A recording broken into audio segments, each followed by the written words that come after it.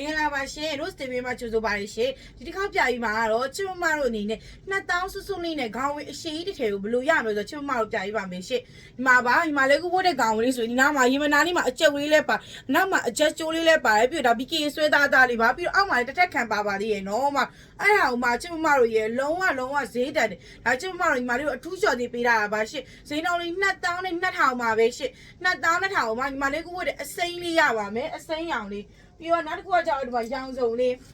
ရောင်စုံအစင်လေးရပါမယ်ဒီမှာပါရောင်စုံလေးပေါင်ချင်းဆိုလဲရင်ဆိုင်ကလေရင်ဆိုင်30တော့32လောက်နေစာပြီးဘောဆိုတော့အနောက်မှာအချက်ကျိုးပါတာမို့လို့ပါကိုလိုချင်တဲ့လောက်အချက်ကျုပ်လို့ရပါတယ်ရှင့်ရင်ဆိုင်32ကစာရင်ဆိုင်44